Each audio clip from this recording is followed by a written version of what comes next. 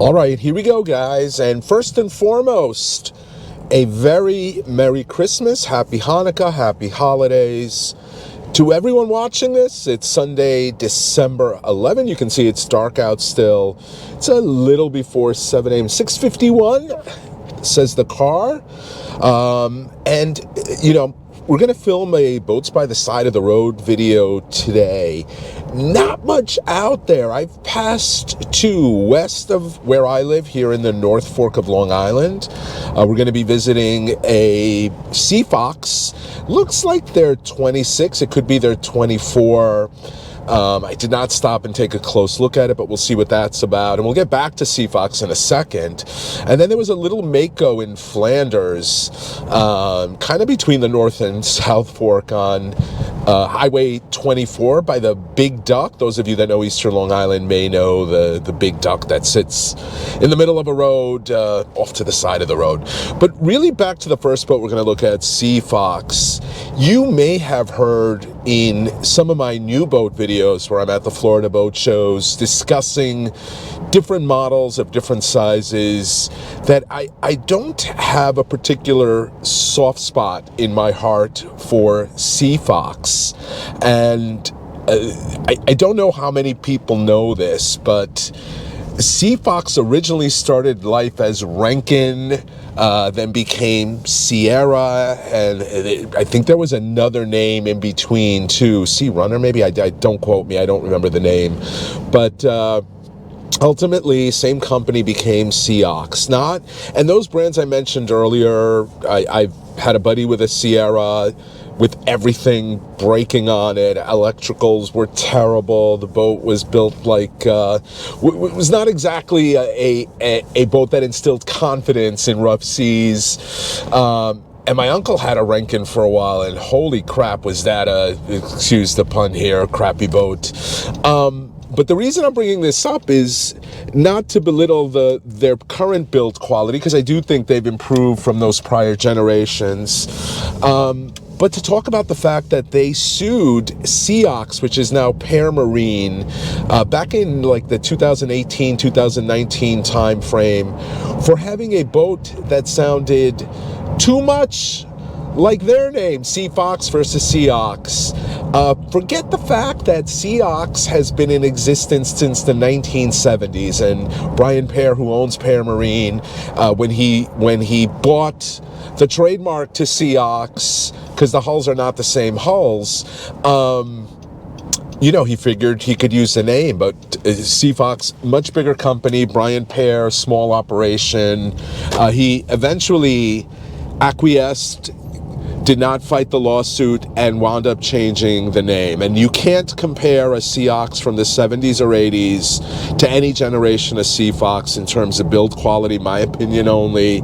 And you think about how many boats have similar sounding names, Sea Hunt, Sea Hunter. How many boats start with the word sea? As far as I know, these manufacturers are not suing each other. Nobody's going to confuse a Sea Hunt for a Sea Hunter. Anyway, that's my little rant. In case you ever hear me at the boat shows, smirking or making a snide comment about Seaox. And it's not a knock on Seaox owners. I'm sure they don't know anything about this. But it's just, to me, it's David getting beaten up by Goliath, David here being Pear Marine and formerly Seaox, and the Goliath being Seaox. Just not cool. My 2 cents. Sorry for the rant, especially around the holidays.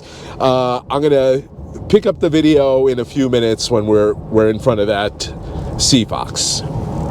All right, we are, I believe, now in the town of Aquebogue, again on the North Fork of Long Island. We're on Route 25. This is one of the main thoroughfares here in the North Fork of Long Island. Sound Avenue is the other major thoroughfare, and we're going to be stopping at the old Warren's Bait and Tackle. The owner of Warren's, I think for 40 plus years, passed away last winter. A father and daughter, though, bought the place, and I believe they had a limited opening recently. And here's the Seaox. And so it will be back in business. It did get a paint job too. There's a little Mercedes here too. We'll pull in here and take a look at what we got. Well, there's somebody in a Jeep Wrangler here too. Hope they don't mind me filming. Let's see what we got. All right, here it is. It's a 2014. There's the number, Al 646-430-048. It's a 266. Okay, so this model is now called the 268. We'll see if we can text. That looks like a New York cell phone number. We'll see if we can text it. 200 Yamaha 4-strokes. These are the 4-cylinder Yamaha engines. Very fuel efficient, very reliable. Or they might be V6s. Apologies. I know I said 4-cylinder. I'm having a senior moment. See right across the transom, 4 rod holders. That's nice. Little boarding ladder here, step-in entry here, some type of C-deck-like material, big live well in the center. I believe the 268 now has it in the corner. I really like this on top. It's going to be hard to tell. Let's see how close we can get. But they do a good job with this hard top. You'll see that number one right there in the middle, there's a sunroof. And then there's 4-sided storage areas up there. That's really nice. Flip up bolster seats here. There's 2 screens there. Can't make the model out. Steering might be mechanical. Doesn't look like the digital steering. I'm curious what the price is on this. I know new they're, I think, in like the 150 range, so we'll see. I can't really see up here. I'm putting the GoPro on the stick. It should have forward seating. I'll be able to tell when I look at this. It's a 20-degree dead rise hull. Again, maybe we'll, yeah, there it is. Forward seating. Bolsters all along the side. Some rocket holders, rocket launchers on top. 1, 2, 3, 4, 5 across. 2 Kingfish rod holders if you wanna troll a little. Curious what the hours are on here too.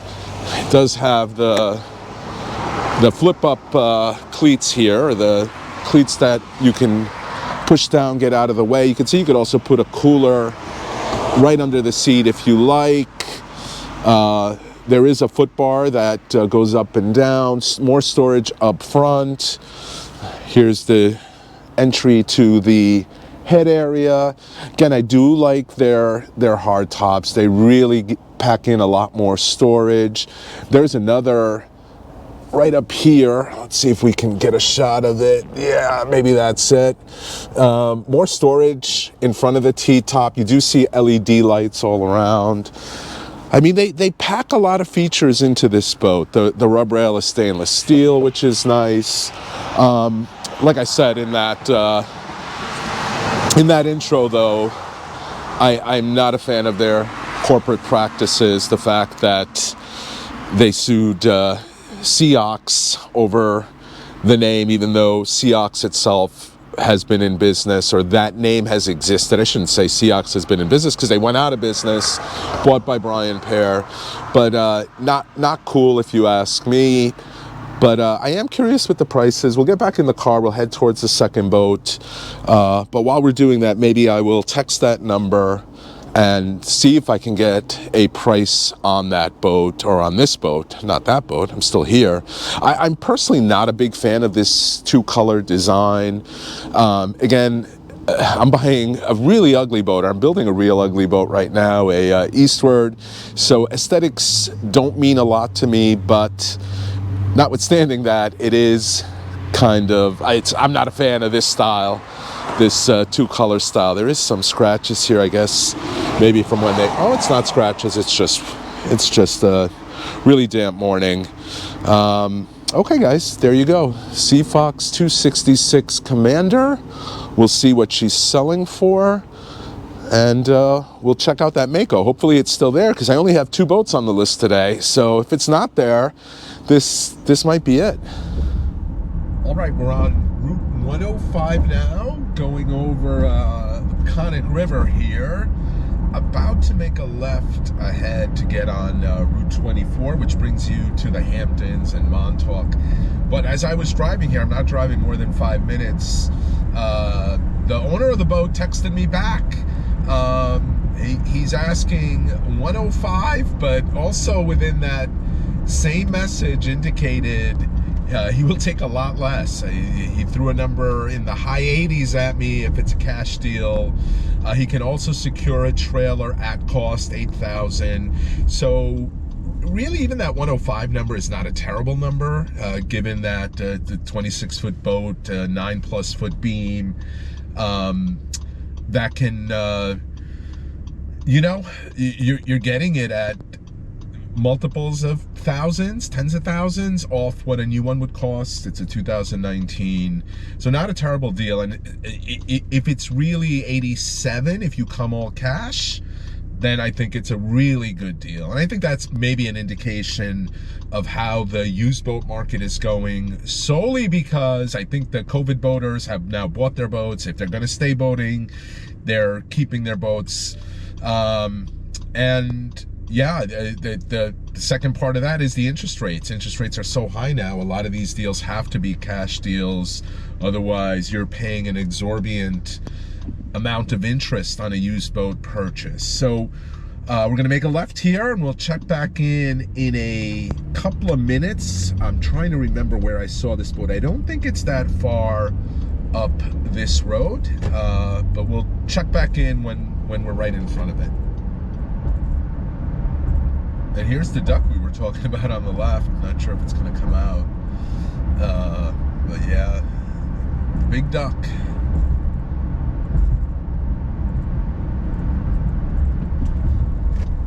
And here's the boat. So it's literally just south of the big duck, and it's somebody's house too, so we'll be mindful of that. Nice house.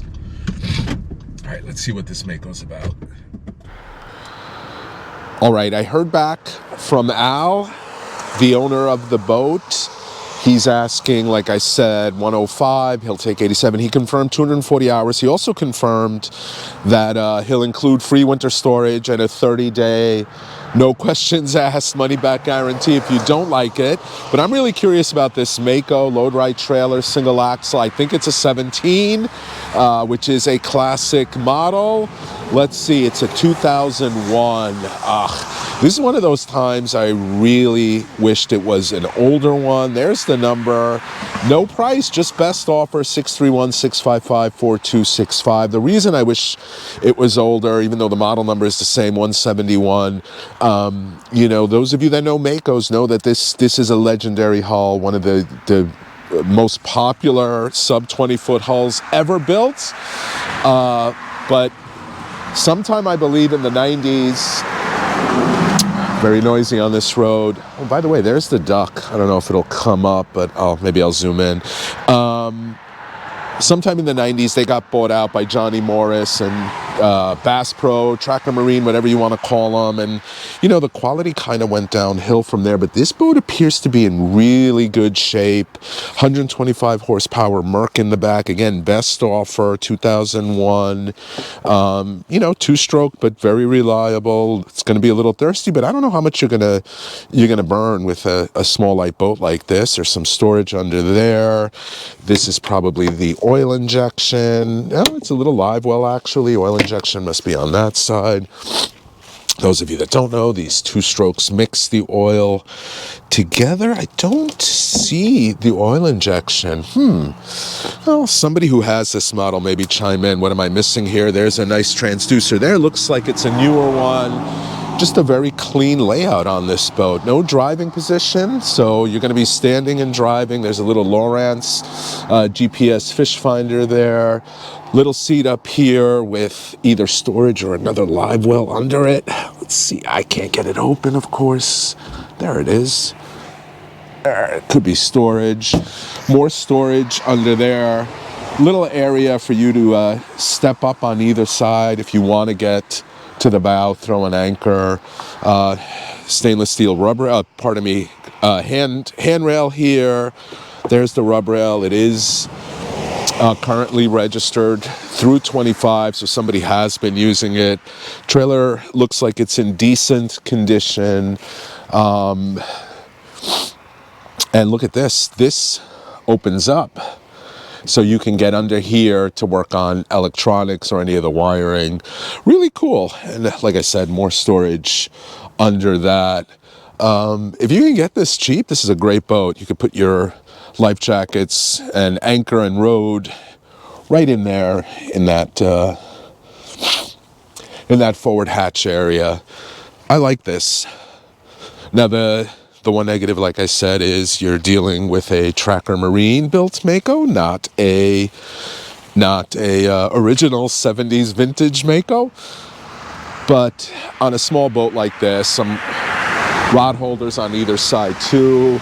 Only a couple in the gunnels, but again, that's okay. You're not fishing more than a couple people on this boat, maybe 3. See if we can get an idea. Transom appears solid. Looks like it's been reinforced. So maybe somebody did some transom work. Actually feels pretty solid. You could see that looks newer, that aluminum backing plate here. Cleats in here too. Yeah, I like this one. I like this one a lot. And this will be easy to trailer. You could even trailer it with a Nart, like what I have. Yeah, there we go. All right, we'll jump back in the Honda, and I'll offer you my thoughts. All right, we just left the boat. Now here is that duck we were talking about, the big duck. It's literally 200 yards from the boat. Here it is on the right. I've actually never been there. It's a museum, a gift shop. Kind of weird, right? It's literally just a big duck building, but it's like a landmark here. It used to be on the other side of the road. I know that. But anyway, I digress. So there you go.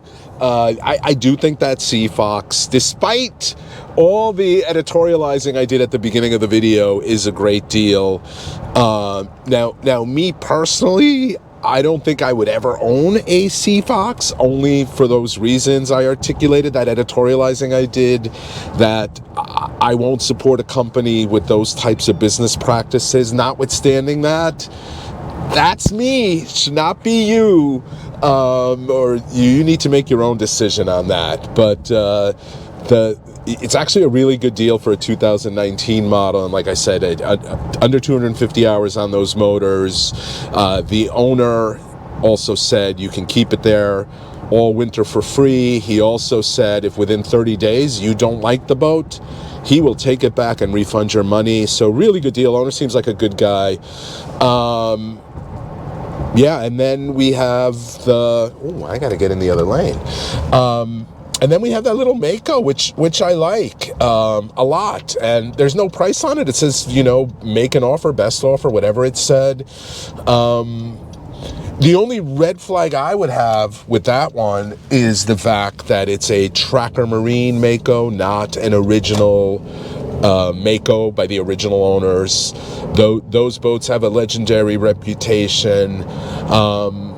These not so much, but it looks solid. Look, it's weird saying you got to get a 17-foot boat surveyed, but I certainly would have a surveyor spend the $500-600 that it would cost on a 17-foot boat. Make sure it structurally, the integrity of the hull is good. There's no water seepage. The transom's good. Don't go by my rudimentary test there. And if that engine checks out, you can be in that boat for not a lot of money. Like I said at the beginning, happy holidays to everyone. Hope you enjoyed this video. As always, if you like these videos, hit that like button. And if you're not already a subscriber and you like content like this, please consider subscribing.